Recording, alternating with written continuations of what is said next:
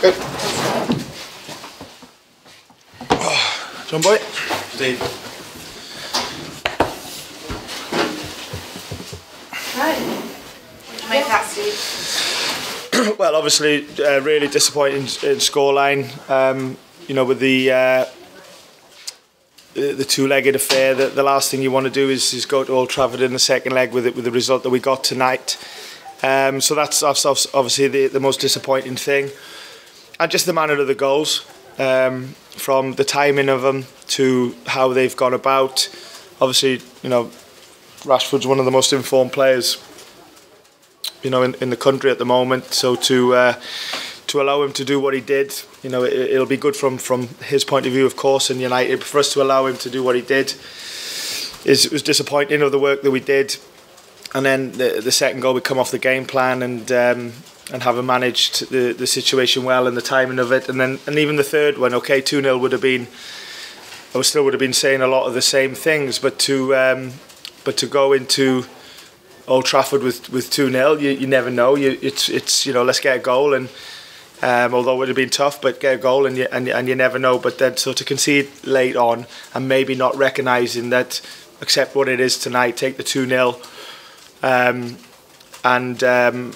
And still you can set some clear objectives for the second leg is disappointing that we've conceded the third and in the way that we did as well. So I know that we've played some good football in the first half particularly, and I know that, you know, we've had a marginal goal disallowed, which would have been a good goal, but maybe we shouldn't be offside because there was enough time and space to get that right.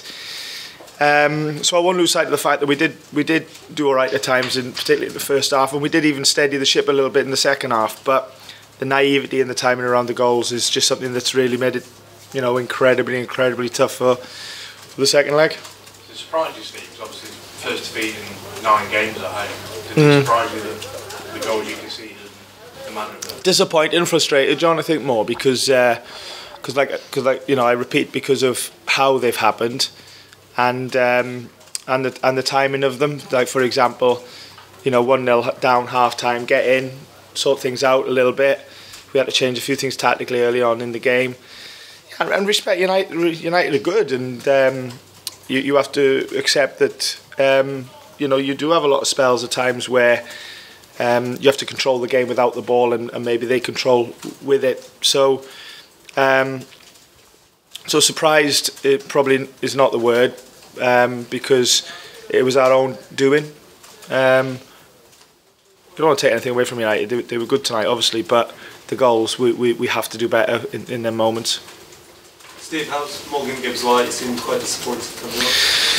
Yeah, he's got an ankle injury. I don't know the extent of it, you know, whether it's a kick or something else. We'll see in the next couple of days. The look would have been Morgan coming off the pitch. He hates not playing every minute of every game. So that will just be a natural disappointment of that. So we'll see.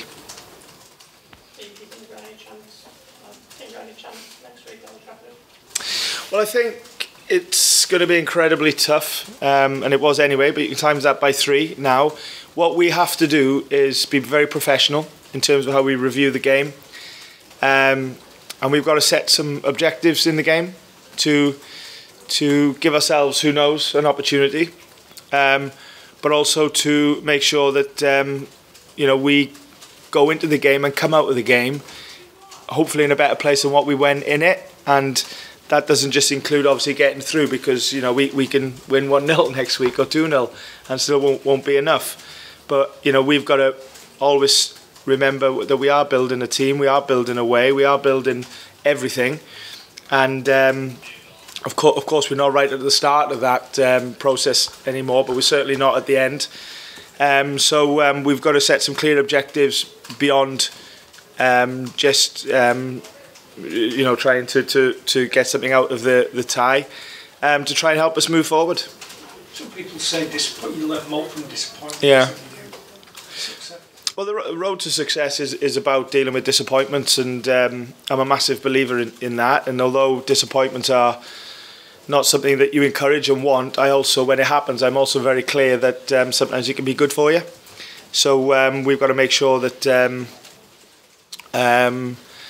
that we approach it in that way. Don't accept it. Don't be fluffy about it. You know, don't be soft about the things we didn't do well in the game. But also don't be too narrow-minded or naive enough to not think that we can't live and learn from it. You know, so still pleased that the supporters got opportunity to walk into the ground or up to the ground over Trent Bridge and think their team's in a semi-final. You know, so that's, I won't lose sight of that. But obviously, you know, I'm just a bit frustrated with not just the scoreline but the goals. You make a Danilo. Yeah, well, I thought it was good that he's got another experience in England, and he's got one away from home now in the Premier League and one at home, and you know, has felt and sort of smelt the atmosphere here, the City ground, which was as its normal self tonight. You know, sort of noisy and supportive of the team. So I think whatever happened tonight, good, bad or indifferent, he's going to be better for it, and certainly showed some really good signs.